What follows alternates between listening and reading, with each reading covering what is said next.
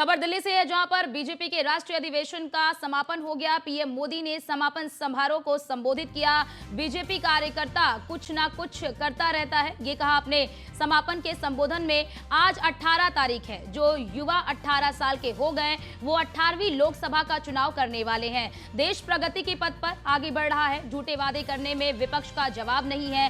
हमने महिलाओं को उज्ज्वला योजना दी, करोड़ों लोगों को घर दिया, करोड़ों लोगों के घर के सपने को पूरा किया। और इसी के साथ ही पीएम मोदी ने संकल्प लिया। तो बड़ी खबर आपको बता दें कि आज बीजेपी के राष्ट्रीय अधिवेशन का समापन हुआ। प्रधानमंत्री नरेंद्र मोदी ने समापन समारोह को संबोधित किया और इस समारोह को संबोधित करते हुए महत्वपूर्ण बातें कही कि किस प्रकार से देश की जनता को केंद्र सरकार की योजनाओं का लाभ मिल रहा है और देश की जनता केंद्र सरकार की इन योजनाओं से लाभान्वित हो रही है। और इसी के साथ ही उन्होंने साफ तौर पर कहा कि कहां पहले गरीब के लिए घर एक सपना हुआ करता था, लेकिन बीजेपी की सरकार ने इसे पूरा किया। और इसी के साथ ही बड़ी बात उन्होंने कहा कि आज 18 तारीख है और आज जो युवा 18 साल के हो गए हैं वो 18वीं लोकसभा में चुनाव यानी कि अपना मतदान देंगे। इसी के साथ ही तमाम महत्वपूर्ण बातें प्रधानमंत्री नरेंद्र मोदी ने अपने संबोधन में कही। जो कुछ बड़े फैसले केंद्र सरकार की ओर से लिए गए यानी कि बीजेपी सरकार की ओर से महत्वपूर्ण फैसले लिए गए उनके बारे में भी कहा। तो आज 18 तारीख है। जो युवा 18 साल के हो गए वो 18वीं लोकसभा का चुनाव करने वाले हैं।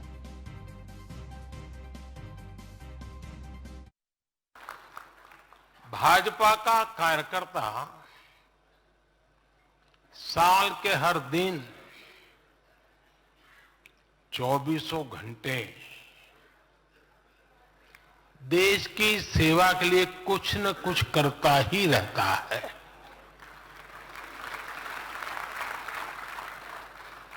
लेकिन अब अगले 100 दिन नई ऊर्जा, नया उमंग, नया उत्साह, नया विश्वास, नए जोश के साथ काम करने का है। आज 18 फरवरी है और इस कालखंड में जो युवा 18 वर्ष के पड़ाव पर पहुंचे हैं वो देश की 18वीं लोकसभा का चुनाव करने वाले हैं।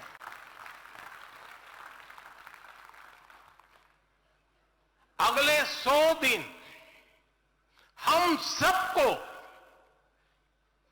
जुट जाना है, हर नए वोटर तक पहुंचना है, हर लाभार्थी तक पहुंचना है, हर वर्ग, हर समाज, हर पंथ, परंपरा, सब लोगों के पास पहुंचना है। हमें सबका विश्वास हासिल करना है। और जब सबका प्रयास होगा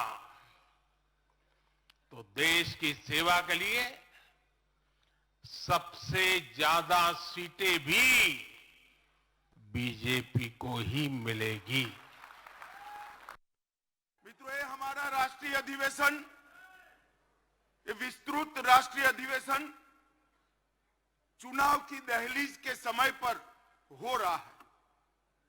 इस राष्ट्रीय अधिवेशन के अनेक निहितार्थ, ये राष्ट्रीय अधिवेशन प्रधानमंत्री जी मोदी जी के विकसित भारत के स्वप्न को आगे बढ़ाने का संकल्प लेकर हम सब यहां से देश भर में वापस जाए। इस अधिवेशन के बाद 2047 का भारत कैसा होगा, इसका मोदी जी का संदेश लेकर हम हर कॉन्स्टिट्यूएंसी में जाएंगे। और कुछ ही दिनों में देश की जनता ये निर्णय करने वाली है कि आने वाले 5 साल इस देश के शासन की धुरा किस पार्टी के हाथ में होगी, किस व्यक्ति के हाथ में होगी, मगर पूरे देश में कहीं पर भी संशय नहीं है, प्रश्न चिन्ह नहीं है। देश ने तय किया है कि मोदी जी फिर से एक बार इस देश के प्रधानमंत्री बनेंगे। भ्रष्टाचार से लिप्त देश की जनता ने तय करना है। भ्रष्टाचार के दूषण को समाप्त करने वाले नरेंद्र मोदी जी को मैंडेट देना है या भ्रष्टाचार ही जिनका धर्म है ऐसे इंडी अलायंस को मत देना है। ये देश की जनता ने कहा। अगर मुझे कोई कहे कि इंडी अलायंस क्या है तो मैं इसकी एक ही व्याख्या करता हूं, 7 परिवारवादी पार्टियों का गठबंधन इंडी अलायंस है। इससे ज्यादा कुछ नहीं है। जो अपनी पार्टी के अंदर डेमोक्रेसी नहीं स्थापित कर सकते वो देश की डेमोक्रेसी की रक्षा नहीं कर सकते। ये देश की जनता को है। आपकी पार्टी लोकतांत्रिक पार्टी नहीं है, आपकी पार्टियां लोकतांत्रिक पार्टियां नहीं है। आप देश के लोकतंत्र का रक्षा नहीं कर सकते। एक और मोदी जी के नेतृत्व में डेवलपमेंटल अलायंस है और दूसरी ओर राहुल जी के नेतृत्व में डायनेस्टिक अलायंस है। देखिए साहब, इनके राजनीति में उद्देश्य क्या है? मोदी जी कहते हैं महान भारत की रचना हो, 2047 तक का लक्ष्य रखा। आत्मनिर्भर भारत की रचना हो, 2047 तक का लक्ष्य रखा। सोनिया जी का लक्ष्य राहुल जी को पीएम बनाना, पवार साहब का लक्ष्य बेटी को सीएम बनाना, ममता दीदी का लक्ष्य भतीजे को सीएम बनाना, स्टालिन का लक्ष्य अपने बेटे को सीएम बनाना, लालू प्रसाद जी का लक्ष्य अपने बेटे को सीएम बनाना, उद्धव ठाकरे का लक्ष्य अपने बेटे को सीएम बनाना और मुलायम सिंह जी बेटे को बनाकर ही गए हैं। अब मुझे एक बात बताइए कार्यकर्ता भाइयों बहनों, जिनका लक्ष्य ही अपने बेटे बेटी भतीजों का कल्याण हो वो गरीब का कल्याण कर सकता है क्या? कभी नहीं कर सकता। जिनका लक्ष्य ही अपने परिवार के लिए सत्ता हथियाना हो वो देश का कल्याण कर सकता है क्या? कभी नहीं। और हमारे साथ हमारे संवाददाता पीयूष तिवारी लाइव जुड़ चुके हैं। पीयूष, आज इस अधिवेशन का समापन हो गया, क्या कार्यकर्ताओं को मंत्र दिए गए हैं? बिल्कुल, अगर बात करें तो आपने देखा कि भारतीय जनता पार्टी की 2 दिवसीय बैठक हुई राष्ट्रीय अधिवेशन के रूप में। करीब 11,500 के जो नेता हैं, 500 नेता हैं, वो इस बैठक में मौजूद रहे। प्रधानमंत्री नरेंद्र मोदी के अलावा गृहमंत्री अमित शाह और भारतीय जनता पार्टी के राष्ट्रीय अध्यक्ष जेपी नड्डा का भी संबोधन इन तमाम कार्यकर्ताओं ने सुना। आज प्रधानमंत्री ने कहा कि तमाम जो कार्यकर्ता हैं वो लगातार मेहनत कर रहे हैं और यही कारण है कि भारतीय जनता पार्टी लगातार सत्ता में आ रही है।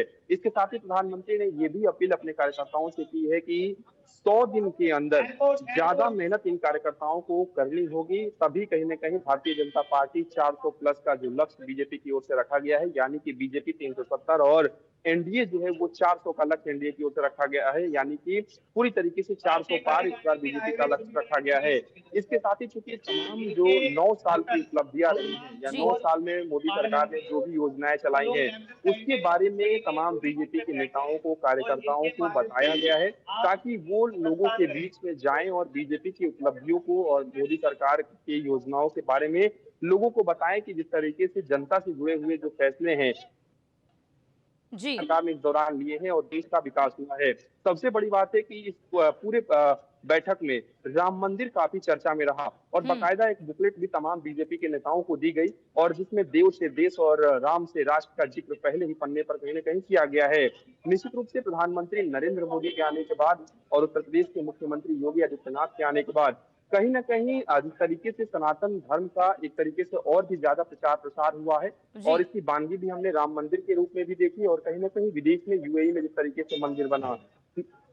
सबसे बड़ी बात है कि प्रधानमंत्री नरेंद्र मोदी की ये कोशिश है कि किस तरीके से बूथ लेवल के कार्यकर्ताओं को सशक्त किया जा सके, मजबूत किया जा सके और यही कारण है कि लगातार जो जीत का मंत्र है वो प्रधानमंत्री नरेंद्र मोदी की ओर से अपने कार्यकर्ताओं को दिया गया है, अपने तमाम बीजेपी शासित राज्यों से जो मुख्यमंत्री है उनको दिया गया है, बीजेपी के तमाम जो सांसद है उनकी भी इसमें मौजूदगी रही, तमाम जो विधायक है उनकी भी इसमें मौजूदगी रही। तो निश्चित रूप से पूरी तरीके से भारतीय जनता पार्टी ने अपनी कमर कस ली है इस राष्ट्रीय अधिवेशन के जरिए और तमाम जो दिशा निर्देश है वो भी दिए गए हैं। ये कहा गया है कि चाहे वो बीजेपी का कोई भी कार्यकर्ता हो या वो सांसद हो या वो केंद्रीय मंत्री हो, वो अपने क्षेत्र में जाएं, जनता के बीच में जाएं, किसी ऑफिस में ना बैठे रहें, अपने कार्यालय में ना बैठे रहें, बल्कि वो जनता के बीच में जाएं और मोदी सरकार की उपलब्धियों के बारे में जनता को बताएं और इसका फायदा कहीं न कहीं 2024 का लोकसभा चुनाव में जी। देखने को मिल सकता है। इसके साथ ही विपक्ष को लेकर भी भारतीय जनता पार्टी के आला कमान ने कहा कि विपक्ष टीका टिप्पणी करेगा, लेकिन हमें उनकी बातों पर ध्यान नहीं देना है। हमें अपने विकास के कार्यों को लेकर जनता के बीच में जाना है और बताना है कि हमारी सरकार ने क्या कुछ जी। काम किया है। तो निश्चित रूप से एक बड़ी बैठक कहीं न कहीं राष्ट्रीय अधिवेशन के रूप में जी, दिल्ली के यानी कि भारत मंडपम पीयूष में ये हुई है। समझा जाए कि आने वाले जो 100 दिन है, उन 100 दिनों में किस तरह से वो महत्वपूर्ण है वो 100 दिन, और उस 100 दिनों में क्या कुछ करना है उसका रोड मैप ये 2 दिन के अधिवेशन में तैयार कर लिया गया है, और इसी रणनीति और इसी रोड मैप के तहत आगे के 100 दिन जो है वो निर्धारित किए गए हैं। हाँ, बिल्कुल, क्योंकि अब लोकसभा के चुनाव नजदीक है और ऐसे में भारतीय जनता पार्टी छूट कर कदम रख रही है। सबसे बड़ी बात है कि भारतीय जनता पार्टी इस बार ये कोशिश कर रही है कि जहां पे पिछली बार भारतीय जनता पार्टी की अगर बात करें, इनके प्रत्याशियों को हार का सामना करना पड़ा था, या यूं कहें कि इनका जो वोट शेयर था वो थोड़ा बहुत कम था या जीत का मार्जिन कम था, वहां पर बीजेपी इस बार ज्यादा फोकस करने वाली है। इसके साथ ही सबका साथ, सबका विकास, सबका विश्वास के लक्ष्य पर भारतीय जनता पार्टी काम करती है। और सबसे बड़ी बात है कि इस बार महिलाओं को कहीं न कहीं जिस तरीके से महिलाओं के लिए, चाहे महिला बिल की बात करें या उज्ज्वला योजना की बात करें, ऐसी तमाम जो योजनाएं हैं वो भी चलाई गई, बिल भी लाया गया ताकि महिलाओं को पहले ही ज्यादा सशक्त किया जा सके। और इसकी भांगी भी देखने को मिली जब विधानसभा के चुनाव हुए 5 राज्यों में, तो महिलाओं ने जी, बढ़-चढ़ बिल्कुल, कर भारतीय बिल्कुल जनता पीयूष, पार्टी वो को देखने वोट को दिया। भी मिला किस प्रकार से जो महिला फैक्टर है वो किस प्रकार से बीजेपी के लिए लाभदायक साबित होता है। बहुत बहुत शुक्रिया आपका तमाम जानकारी साझा करने के लिए।